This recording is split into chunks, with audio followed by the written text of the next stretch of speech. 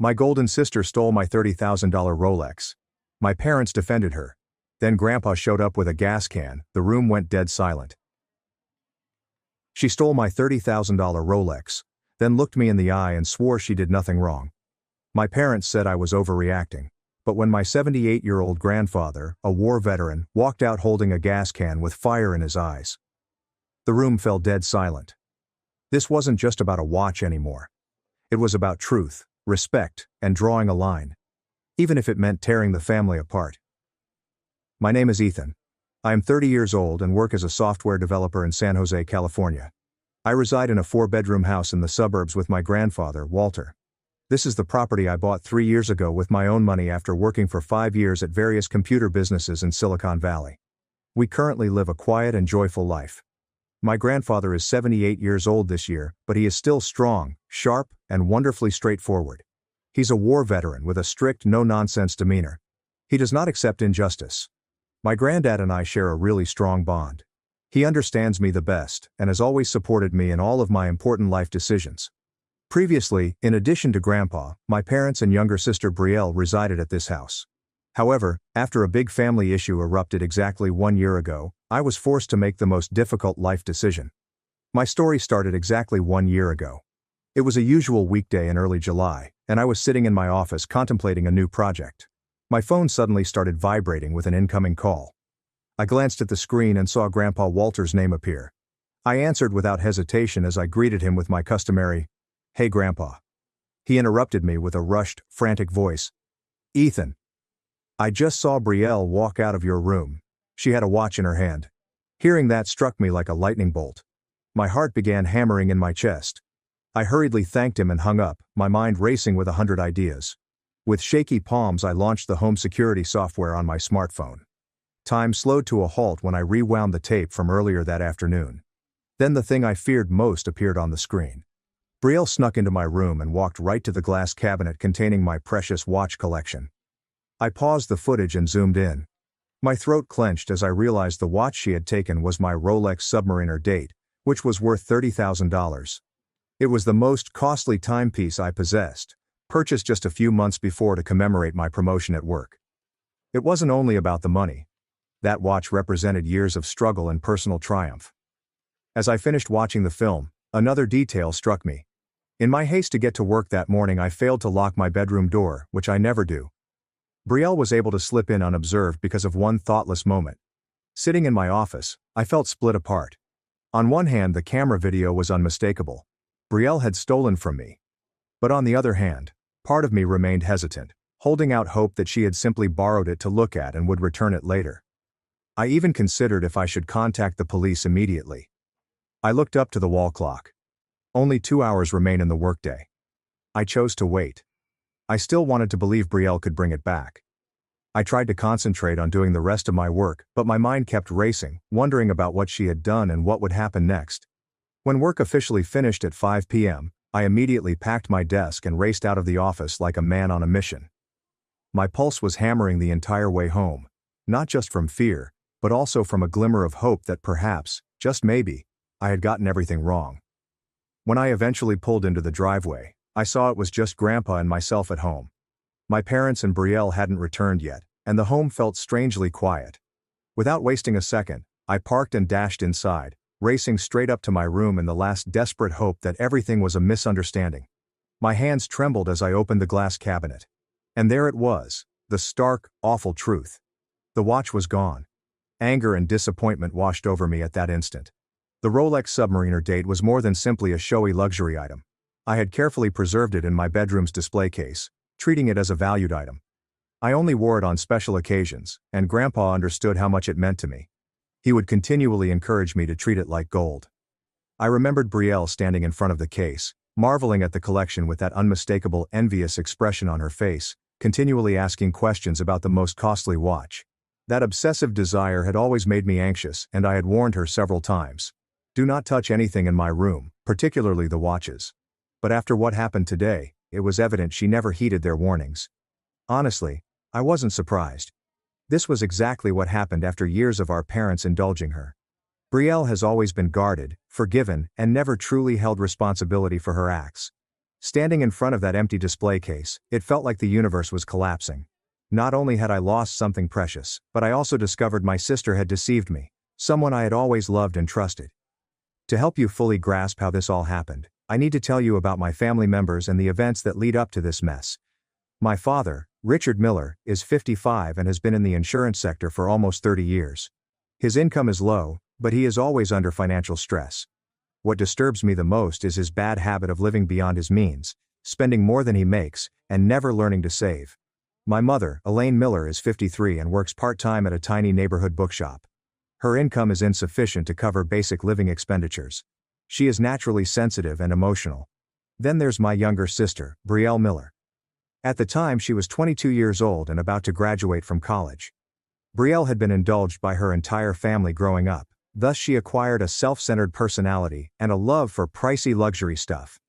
Anything sparkling, expensive or designer immediately drew her attention. In 2023, my parents lost all of their savings due to a bad investment endeavor with a friend. They were compelled to sell the house that Grandpa had given them years before to pay off their obligations. When the house was gone, they had nowhere to go. They were effectively homeless. Desperate, my parents approached me and asked to stay with me temporarily while they tried to get back on their feet. First, I flatly refused. I knew my family well and didn't want my quiet existence flipped upside down. But then they pulled the final card. They brought up grandfather Walter. He was living with them at the time, and the thought of Grandpa in pain broke my resolve. Finally, I agreed to let the entire family move in rent-free, assuming that this would be a temporary solution while they sorted things out. At first everything seemed fine. We all shared the space and home tasks in a peaceful manner. However, fissures appeared over time. Brielle began asking me for money. First for textbooks, then for tuition, and then for personal necessities. I lent it to her because I wanted to assist, but she never returned it. And whenever I brought it up, she always found a way to avoid the subject.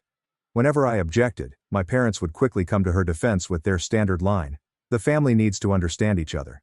They were continuously making excuses for her, which made me feel selfish and callous. Things got out of hand when Brielle started helping herself to my possessions. It began with my laptop. She claimed hers was broken. Then my headphones. Then there's something else. Whenever I caught her, she made a convenient explanation and vowed to return it. But she never did. The anxiety reached its pinnacle approximately a month before the watch incident. Brielle entered my room and observed the collection of watches inside the glass display case. Her eyes lit up in a way that terrified me. She was raving about how lovely they were and inquiring about the price of each one, particularly the Rolex Submariner date. After that, I felt compelled to defend my belongings. So I put a small hidden camera directed right at the cabinet containing my watch collection. I never expected that small camera would be the most important piece of evidence. The one who recorded a crystal clear video of Brielle snatching my Rolex. Around 6 p.m., the front door opened, signaling that my parents had arrived home. Brielle strolled in less than a minute later, most likely timing her entrance carefully to escape suspicion. When they entered the living room, all three were taken aback to see Grandpa and me sitting quietly and waiting. Normally I'd be showering or relaxing in my room at that time. When everyone arrived home, I asked them to sit on the couch because I had something important to discuss. The atmosphere immediately became tense. Grandpa sat in his usual armchair, examining everyone intently with his piercing, discriminating gaze, as if he could read every expression on their faces. When everyone was seated, I began the conversation that would change everything. I looked each of them in the eyes and gently asked, "My Rolex went missing today. Does anyone know anything about it?" Brielle's reaction to my statements was over the top, plainly phony shock. "I have no idea what you're talking about. Maybe you just misplaced it." My folks got in as well, seeming anxious as if they were actually upset about the loss. Trying to seem concerned, my mother inquired, "Are you sure it's missing? Maybe you just forgot where you put it." And my father weighed in with what seemed like a realistic guess. Could it be in the office? Maybe. But something about their response seemed odd, too scripted and controlled. I watched them, then returned my gaze to Brielle and inquired again, locking eyes with her. "Are you sure you know nothing?" She clung to her falsehood, attempting to appear offended. "Why would you accuse me? I would never remove your belongings." Then my father stepped in to defend her. "Are you accusing Brielle? That is ludicrous." At that point I realized it was time to cease playing along. I slowly removed my phone from my pocket and launched the security camera app. The room went completely silent. I looked at Brielle once again, my voice gentle but forceful. Then explain it. I turned the phone around and pressed play. The TV displayed crystal clear footage of Brielle slipping into my room at exactly 3 p.m. That afternoon he reached inside the display case and took the Rolex. The proof was undeniable, right there in plain sight.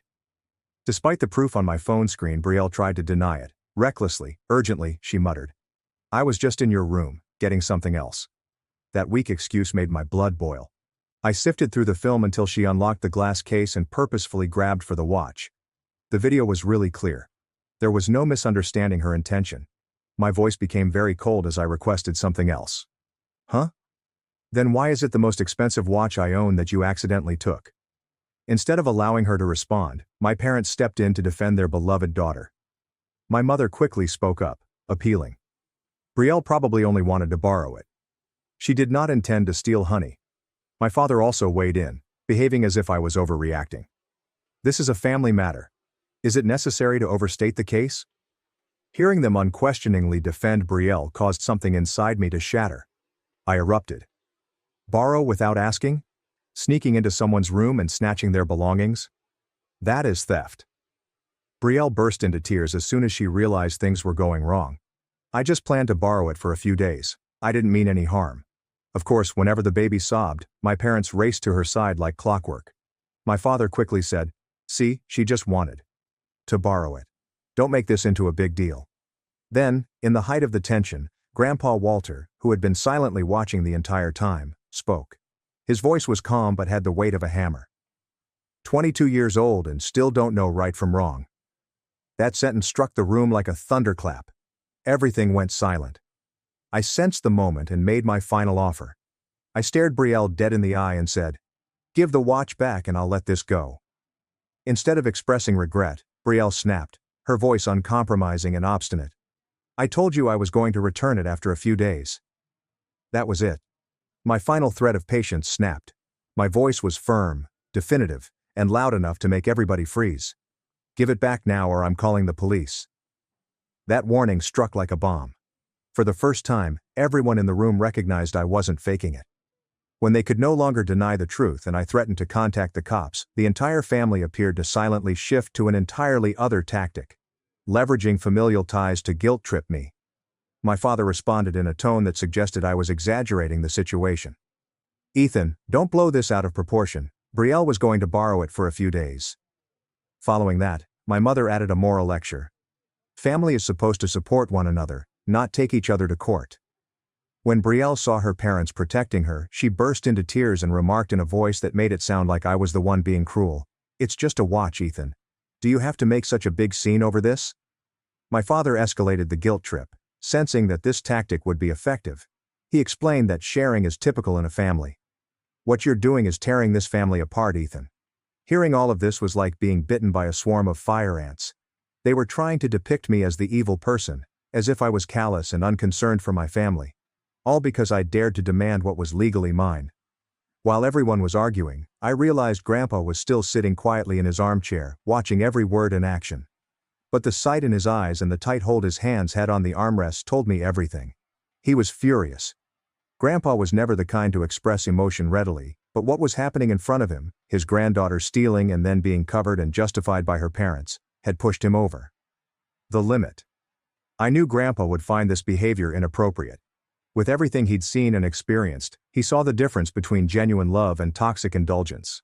The air in the living room became heavier, and it impacted me hard.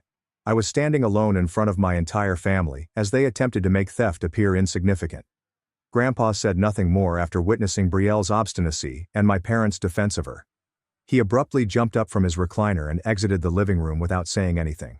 His motions were slow yet deliberate, with an intensity that everyone could sense in the air. I saw him walk straight for the door, then to the small storage shed at the end of the yard. An odd sense of dread developed in my chest, like if something catastrophic was about to occur. Meanwhile, my parents and Brielle continued to argue with me, ignorant that Grandpa had left the room.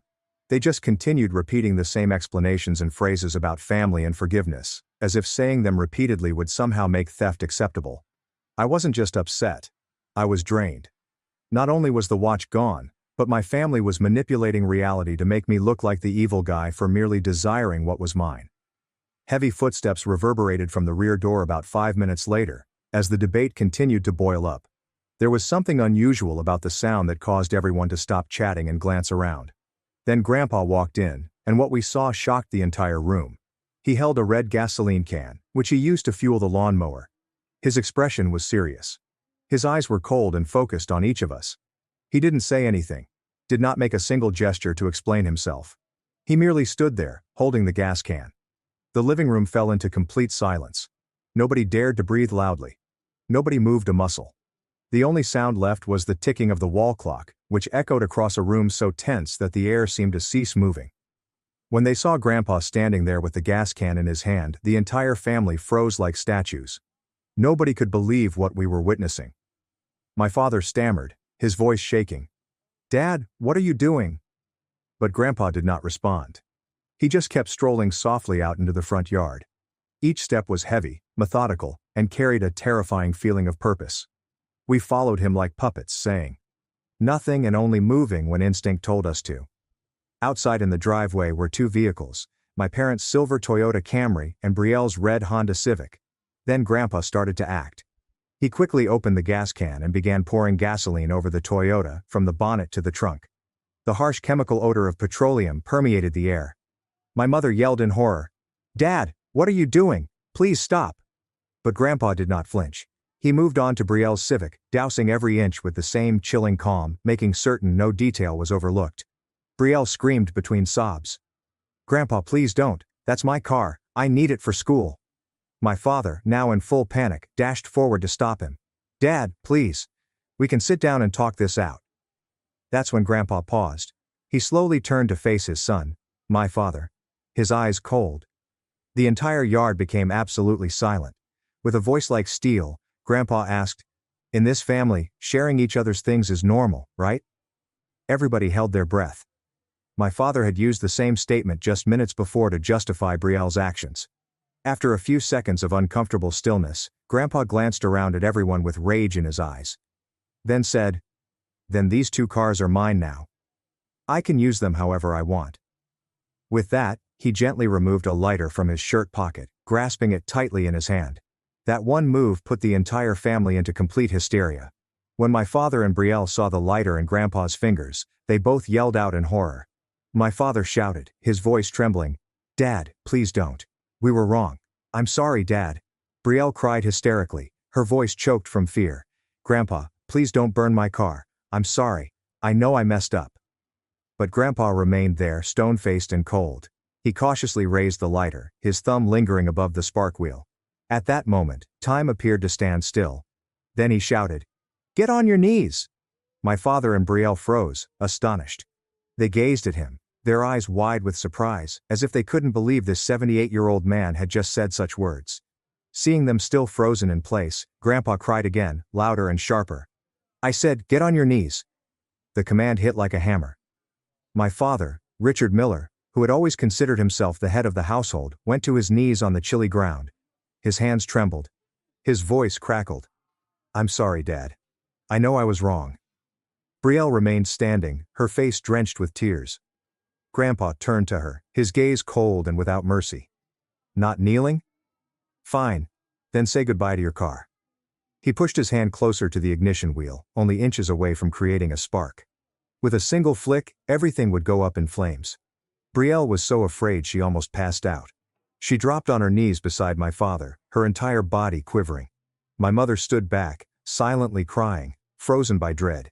She didn't dare to get closer. She understood Grandpa had entered a state beyond anyone's ability to forecast or control. Grandpa glanced down at my father, who was kneeling in the ground, and his expression was as harsh as a court giving sentence. In a cold as steel voice he asked, "Richard, do you even know how to raise a child?" My father bowed his head, reluctant to face his father's eyes. In a hushed, sad voice he responded, "I know I failed, Dad. I didn't raise Brielle the right way." Grandpa nodded carefully and issued a command that left no space for refusal. "Then tell your daughter to return the watch and apologize to Ethan." Without hesitation my father turned to Brielle, his voice quivering but forceful. "You need to give the watch back to Ethan and apologize. Sincerely, no more excuses." What I was seeing felt like a nightmare. My father and sister were on their knees before Grandpa, and the acrid odor of gasoline filled the fading twilight air. Even while kneeling on the frigid ground, Brielle hesitated to fully accept her crime. Instead of expressing regret, she continued to justify what she had done. She spoke in a combative tone. "It's just a watch. Does it have to be this serious?" Hearing that, Grandpa's face went beet crimson with wrath. His eyes blazed up like fire, revealing a fury I had rarely seen in him. He shouted, "What? You're still arguing? Even now you don't know you're wrong." Then he made a motion as if he were ready to flip the lighter. My father, now in utter terror, nearly yelled, "Brielle, apologize to Ethan right now, stop arguing." But Brielle remained obstinate until the bitter end. Her voice shook yet remained defiant. "I didn't do anything wrong. I was borrowing it. I was going to give it back in a few days." Watching things unfold, I could sense Grandpa's rage bubbling up. His hand gripping the lighter was trembling. Not from fear, but from rage. In an ice-cold tone he said, 22 years old. You still can't tell right from wrong. You steal and then try to argue your way out of it. Then he stared directly at Brielle, his voice full of contempt. "Someone like you doesn't deserve to live in this house." Brielle burst into tears again as Grandpa scolded her. Despite her desperation, she attempted to shift the blame. "You're just taking Ethan's side. You're not being fair." That was the final straw. Grandpa had completely run out of patience. He moved to light the lighter, but just then, a police siren pierced the air, becoming louder as it approached. The siren struck like a lightning bolt in the midst of the storm. Everyone turned to gaze down the road, where a police cruiser was approaching the house. A cop car was going down the street in front of our house when it halted abruptly. They must have sensed something was wrong after being alarmed by the bizarre scene in our yard. The crowd gathered outside, the strong odor of gasoline in the air. Two officers hurriedly jumped out of the truck, hands resting near their radios, ready to call for help if necessary. As they neared the scene, the elder officer asked, "What's going on here?" The moment they noticed the pools of gasoline on the ground, the lighter in Grandpa's fingers, and the two cars soaked in fuel, their demeanor changed instantaneously. Both officers went into high alert. The older officer gave a harsh command. "Sir, put the lighter on the ground. Now." Without complaint, Grandpa slowly bent down and carefully placed the lighter on the ground, away from the fuel-soaked area. After the issue was under control, the second officer approached us and asked, "Can someone explain what exactly is happening here?" My father and Brielle were still kneeling on the ground, too scared to move without Grandpa's approval. They simply gazed up, their eyes imploring someone to act. I came forward and clearly addressed the officers. "Officer, my sister stole my $30,000 Rolex. I have clear security camera footage as proof." Following my explanation, the senior officer glanced down at Brielle, still on her knees, and asked her, "Ma'am, can you confirm this?" Brielle replied through tears and trembling, "I was just borrowing it, not stealing. I was going to give it back." Upon hearing this, the senior cop shook his head and calmly explained, "Taking someone's property without permission is considered theft under the law." The second officer added, "And with something valued at $30,000, we're looking at a felony-level offense." Then Grandpa spoke up, his voice calm yet firm. "Ethan, let her go to jail. Let her learn what it means to respect other people's property." His remarks landed like a bombshell. The whole family was startled. My mother covered her mouth in fear. My father glanced up in surprise. Brielle sobbed as if her entire world had suddenly crumbled. After hearing the entire story, one of the cops approached me and asked, "Do you want to file an official report for this theft?"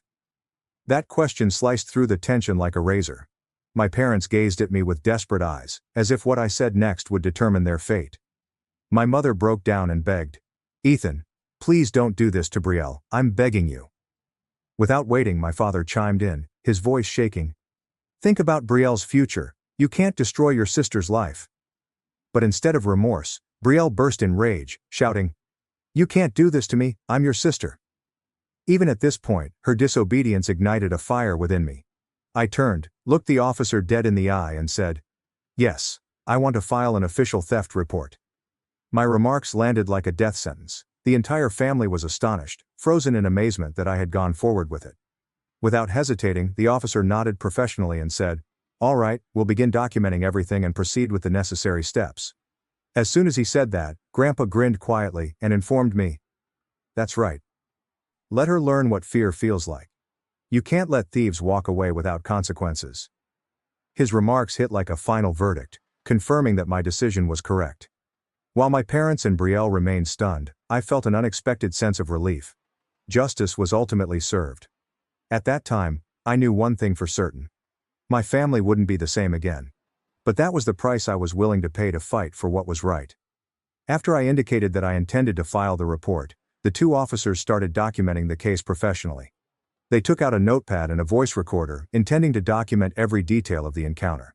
When they asked about the security footage, I took out my phone and showed them. The video captured Brielle slipping into my room and stealing the watch. Undeniable high-resolution evidence. After analyzing the film and confirming that the evidence was good, the senior officer approached Brielle with handcuffs. She was still kneeling and trembling. The officer spoke aggressively. "Brielle Miller, you are under arrest for stealing high-value property." Then he started reading her Miranda rights. "You have the right to remain silent. Anything you say can and will be used against you in court." Brielle burst into tears as the handcuffs were placed around her wrists. She turned to me and yelled, "Ethan, please don't do this." She begged with desperation. "Just give me a week. I'll give the watch back. I'm sorry, I mean it this time." Unfortunately, it was too late. The cops had completed the arrest procedure and were about to lead her to the automobile. My parents panicked when they saw their daughter being hauled away and chased the police cruiser.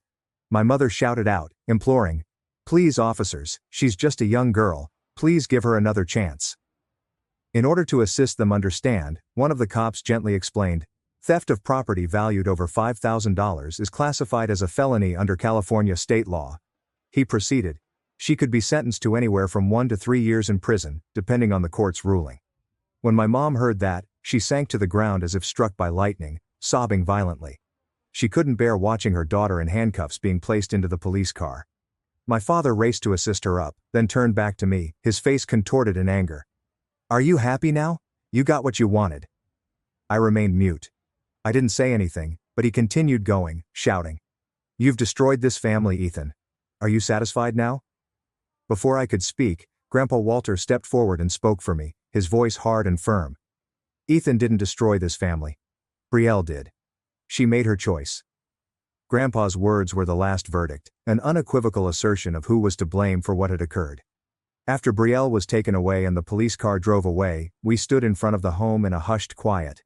The air still smelled like gasoline, and no one's tears had dried. Standing erect in front of my parents, I looked them in the eye and spoke firmly. "After what happened today, I'm asking both of you to leave this house. You have 30 days starting today." My parents were astonished, frozen with amazement. They stood there like statues, mouths gaping and speechless. Then my father exploded, shouting in wrath, "You're kicking your father out? Have you lost your conscience?" I didn't let emotions influence me. I proceeded.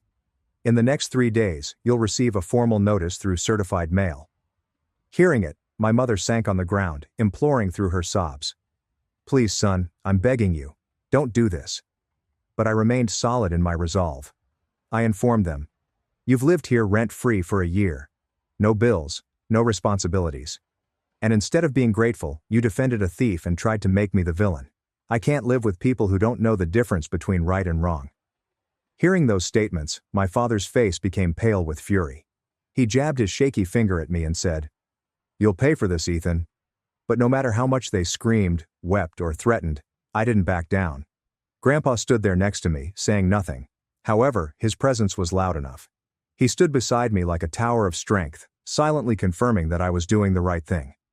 When my parents saw I would not back down, they turned to their final tactic, requesting Grandpa to interfere.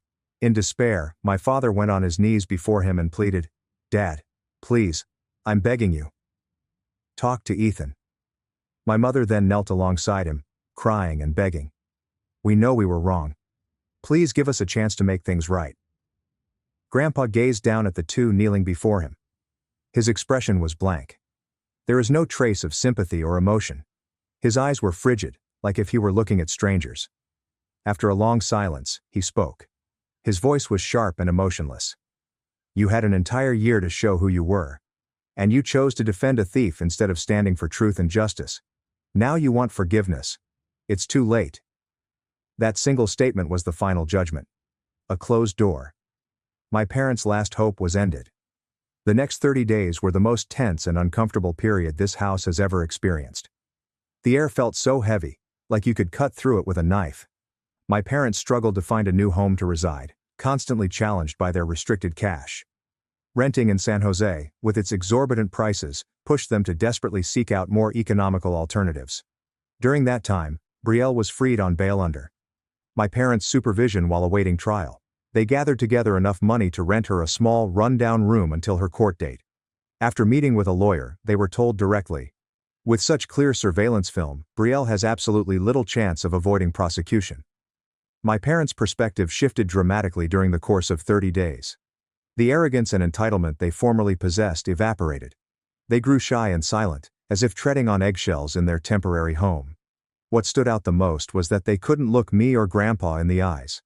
When we crossed paths inside the house, they would bow their heads and hurriedly move away. My mother began preparing wonderful dinners for Grandpa in an apparent attempt at a late apology and to ease the situation. My father too would occasionally ask about Grandpa's health, bumbling through small conversations like a guy who had forgotten how to communicate with his father. But Grandpa remained unfazed. He said coldly, "Now you remember respect. Now that you've been told to leave, suddenly you feel regret." Throughout it all, I felt a peculiar and peaceful relief. It wasn't easy to kick them out, but it was the correct decision, and I don't regret it. One quiet weekend evening, Grandpa and I sat on the porch, watching the sun set behind the hills. He abruptly turned to face me, and his eyes had a warmth I hadn't seen in a long time. He softly placed a hand on my shoulder and whispered in an emotional tone, "I'm proud of you, Ethan. So proud." At that time, my throat clenched. Praise from my grandfather, the man I admired the most, meant more than anything else could. The 30th day has finally arrived. The sounds of packing and moving rang around the house beginning in the early morning. My folks were finishing up and grabbing the rest of their possessions. After weeks of looking, they had finally found a little apartment in another part of San Jose, considerably further away from their familiar surroundings and distant from the comforts of this home. The mood in the house that day was oppressively quiet and strained. Nobody dared to raise their voice. Every action was measured, methodical, and almost frail. As my mother entered the room she had called home for the previous year, she halted at the threshold. I noticed her shoulders trembling. The tears fell, slowly at first, then steadily. She remained there calmly, staring at the now empty room, as if trying to remember every detail of what was once her home. In that instant, a complex emotion surged in my chest. Not regret, but an unusual combination of melancholy and relief. Grandpa Walter remained silently at the edge of the living room doorway during the relocation process. He didn't say anything, just observed everything with a calm, unreadable gaze. You could not tell what was going through his head. Finally, the last moving truck was loaded and driven away. The sound of its engine receded gradually down the road, leaving behind an almost dreamlike calm. As we stood there, watching the truck fade in the distance, Grandpa breathed and murmured quietly, "At last, this house is peaceful again." Hearing him say that, I felt a huge weight lifted off my shoulders. The house was now only for the two of us, two individuals who understood and respected one another. And I knew it right then. I had made the correct decision, no matter how hard. The official trial began 2 months after Brielle's arrest. She was charged with felony grand theft in the Santa Clara County Courthouse. Grandpa and I were present in court as essential witnesses. Brielle's defense attorney did everything he could to reduce the severity of the charges. He stood and addressed the judge. "Your Honor, the defendant is only 22 years old, still very young. This may have been a youthful mistake, not something that should ruin her entire future." But the prosecutor wasn't going to let it go. She described the security footage and presented a powerful, convincing argument to the court. The prosecutor made a clear statement. "Your Honor, this was not a momentary lapse in judgment or a careless mistake. The defendant planned this, waited until no one was home, and deliberately entered a private room to steal the most valuable item in the house. She knew exactly what that watch was worth and actively tried to conceal her actions afterward." When the court asked for Brielle's response, she made a poor attempt to defend herself. "I just meant to borrow it for a few days. I didn't mean to steal it." The judge looked right at her and asked, "Then why didn't you ask your brother for permission before taking it?" Brielle became silent. She didn't have an answer to that simple query. The judge asked what she did with the watch. At that time, Brielle had to acknowledge the painful truth. "I sold it and got $12,000. I used the money to repay my credit card debt and some friends' debt. I'd been spending way too much. After considering all of the evidence, the court issued its final decision. The judge stated, "This court sentences the defendant, Brielle Miller, to 18 months in jail." He added, "The defendant must also pay $30,000 in restitution to her brother, Ethan Miller, the full value of the watch, as well as $3,000 in court costs." As the sentence was pronounced, Brielle's parents sobbed openly in court. Their cries were filled with pain, but they could do nothing to change the situation. As for me, I sat there and felt an unexpected sense of serenity sweep over me. Justice had finally been administered fairly and thoroughly. Beside me, Grandpa Walter leaned forward and whispered, "That's right, son. There have to be real consequences for bad actions. It's the only way people learn." It's been precisely a year since the Rolex incident and the commotion that ensued. Today, Grandpa Walter and I are at peace, stable, and genuinely happy. On the professional side, I was promoted to senior software engineer at my business, and my salary has improved tremendously. Grandpa Walter is still in great health. He gets up early every day, reads the newspaper, and tends to the small garden out back. We have long chats every evening, and I appreciate his insight more and more each day. My parents continue to contact me on occasion, but our relationship has never been the same. The calls are brief, courteous, and distant. I still appreciate them as the ones who gave me life, but the trust and closeness we once had are gone forever. Brielle is still serving an 18-month sentence. I've never visited her, nor have I attempted to contact her, and I have no plans to. My story about the Rolex and everything that followed concludes here. I'm not presenting this tale to elicit sympathy or agreement, and I'm definitely not telling it to disgrace my family. I'm posting it because of a profound lesson I've learned. Sometimes true love does not imply condoning every error. Sometimes true love entails setting clear limits and enabling individuals to face the consequences of their behavior. And, most importantly, I want you to understand. Family is not defined solely by blood. Family is made up of people that respect you, support you, and are there for you when you need them the most.